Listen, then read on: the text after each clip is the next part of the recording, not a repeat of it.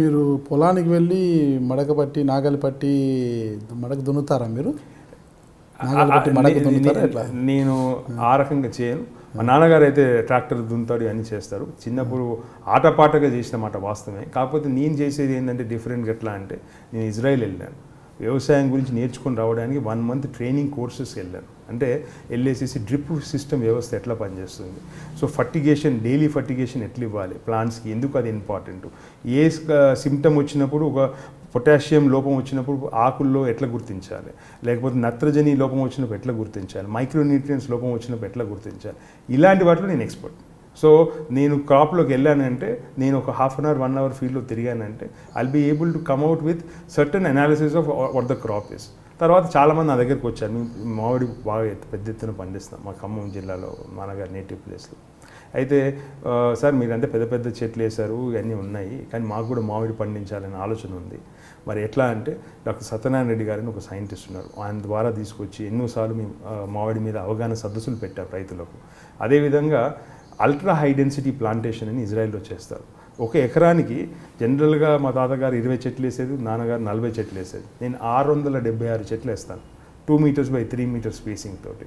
So 5 ఎకరాలు ఉన్న రైతు కూడా మామిడిని మనం గిట్టుబాటు చేయాలంటే అల్ట్రా హై డెన్సిటీ ప్లాంటేషన్ ద్వారానే చేయగలుగుతాం అనమాట. సో ఇట్లాంటి డెప్త్ ఆఫ్ ఏంటది అల్ట్రా హై డెన్సిటీ ప్లాంటేషన్ అంటే 2 meters by 3 meters మనము చెట్టు స్పేసింగ్ ఇచ్చేసి స్పేసింగ్ ప్లాంట్ టు ప్లాంట్ దాన్ని మనం ఏంటంటే ఎవ్రీ ఇయర్ చెట్టుని ప్రూన్ చేసుకోవాలి.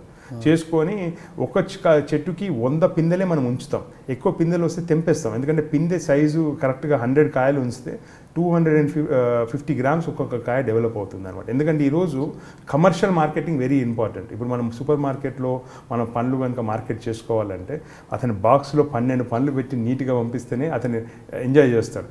ఎందుకంటే ఈరోజు హెల్త్ కాన్షియస్ కూడా అయ్యారు. ఒక పండు కిలో వచ్చింది అనుకోండి, దాన్ని కట్ చేసుకొని తినాలంటే కూడా న్యూక్లియర్ ఫ్యామిలీస్లో ఇబ్బంది అయిపోయింది. అందుకోసమే ఇప్పుడు వెస్టర్న్ కంట్రీస్లో వాళ్ళు ఏం చేస్తారంటే, ప్లాంట్ని 250 grams కాయ వచ్చేటట్టు డిజైన్ చేస్తారనమాట. సో ఇవన్నీ మనం అల్ట్రా హై డెన్సిటీ ప్లాంటేషన్ చేసినప్పుడు, రైతు ఎవరైతే 5 ఎకరాల రైతు ఉన్నాడో, 3 ఎకరాల రైతు ఉన్నాడో, నేను 24 hours నేను చేన్లోనే ఉంటాను. కానీ మామిడి చేన్లకు జనరల్గా ఏమంటారంటే, ఒకసారి తోటేసేస్తే మర్చిపోవచ్చు, మళ్ళీ కాయలు దెమ్ముకొని పోవచ్చు. ఇది అట్లా కాదు. ఈ ప్లాంటేషన్ చేస్తే కంటిన్యూస్ మానిటరింగ్ అవసరం, ఎవ్రీడే పని చేయాల్సిన అవసరం ఉంటుంది. అట్లాగే మస్క్ మెలన్ క్రాప్ అనంతపూర్ జిల్లాలో వేస్తారు బాగా. ఆ నుంచి క్రాప్ అంతా పూర్తిగా ఢిల్లీకి ఎక్స్పోర్ట్ అవుతుంది. మా తెలంగాణ ప్రాంతం చాలా అనుకూలమైన ప్రాంతం మస్క్ మెలన్ వేయడానికి, కానీ ఇక్కడ రైతులకు అవగాహన లేదు. ఇప్పుడు ముఖ్యమంత్రి గారు, టీఆర్ఎస్ గవర్నమెంట్ రైతుల గురించి ఇది చేస్తాం అది చేస్తామని చెప్పుకుంటున్నారు, కానీ they are not taking each subject like this అని ఒక డెప్త్కి పోయి చేయట్లేదు అనమాట. సో ఈ పాలసీ డెసిషన్ మేకింగ్లో నాలాంటి వాడు వస్తే మీరు అందరూ అనుకోవచ్చు బ్యాంకింగ్ చదివారు కాబట్టి బ్యాంకింగ్లో ఫైనాన్స్లో హెల్ప్ చేస్తారని. అది కాదు, we work at the grass root. Okay, మరి మీరు యుఎస్లో MBA పూర్తి చేసి అక్కడ బ్యాంకింగ్ వ్యవస్థలో పనిచేసి $1000 జీతం తీసుకున్నారు. మీరు అగ్రి మీద ఎందుకు అంత మక్కువ పెంచుకున్నారు? అగ్రి మీద ఈరోజు కొత్తగా వచ్చిన మమకారం కాదు కదా. అంటే మా ఫ్యామిలీ పరంగా మా ఫాదరు ఆయన రాజకీయాల్లో ఉంటే, జనరల్గా మీరు చాలామందిని చూస్తే వాళ్ళు ఏదైనా ఇండస్ట్రీస్ పెట్టుకొని ఉంటారు, అంటే రాజకీయాలకు అనుబంధంగా లేకపోతే కాంట్రాక్ట్స్ చేసుకుంటూ ఉంటారు. కానీ మా నాన్నగారు మొదటి నుంచి కూడా, మా నాన్నగారు అయితే పెదనాన్నగారు అయితే ఇద్దరు కూడా, ఇప్పుడున్న ఇంకో పెదనాన్న ఇంకో బాబాయ్ కూడా వ్యవసాయాన్ని చాలా అమితంగా ఇష్టపడతారు. వ్యవసాయంతో పాటు జంతు ప్రేమికులం కూడా మేము. మీకు తెలుసో లేదో, ఒంగోలు జాతికి నాన్నగారు all India Ongole cattle association ప్రెసిడెంట్గా ఉన్నారు ఈరోజు. అంటే మా పెదనాన్నగారు వైస్ ప్రెసిడెంట్గా ఉన్నారు ఒంగోలు జాతి పశువుల.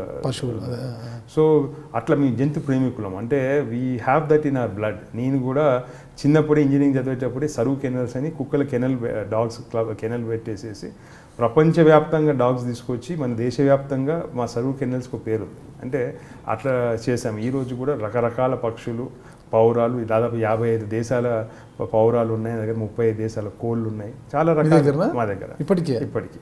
So we are very very space ఎక్కడ మాకు ఫామ్ హౌసెస్ ఉన్నాయి కాబట్టి ఆ ఫామ్ హౌసెస్లో పెట్టామన్నమాట. అక్కడ మనుషులు పెట్టి చూస్తుంటారు. ఎప్పుడైనా మా కాలక్షేపానికంటే that is way how we spend our time. అంటే that is more like a hobby. మాకు ఎప్పుడు కాలక్షేపం చేయాలన్నా, టైం తీసుకోవాలన్నా, రిలాక్స్ కావాలన్నా, పాలిటిక్స్ నుంచి కానీ బిజినెస్ నుంచి కానీ అలాంటి ప్లేసెస్లో పోయి మేము రిలాక్స్ అవుతాం. కోళ్ళు చాలా పెంచుతున్నాం అన్నారు కదా, ఎప్పుడైనా సండే వెళ్ళి రిలాక్స్ కోసం డిన్నర్ చేసుకుంటే ఆ కోడిని ఏమన్నా అంటే ఇవి డిఫరెంట్ కైండ్స్ ఆఫ్ కోల్స్, వీళ్ళు బ్యాంటమ్స్ అంటారు.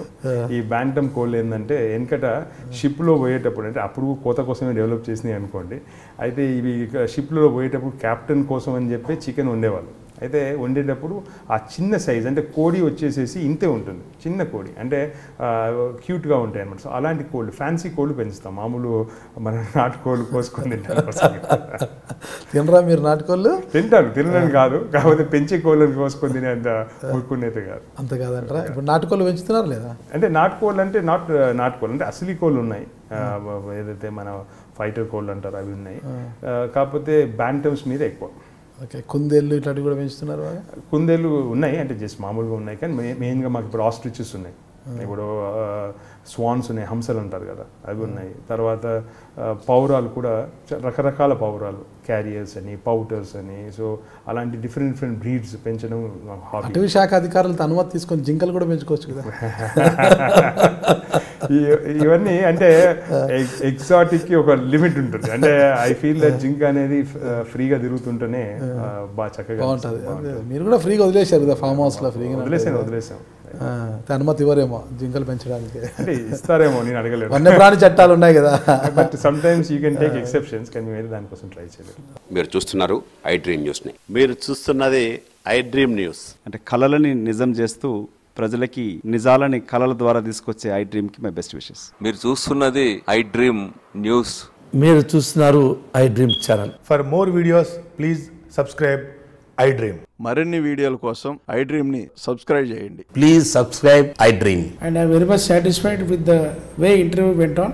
Kindly subscribe to I Dream. For more videos, subscribe to iDream. And loads of fun entertainment and content. Do watch I Dream.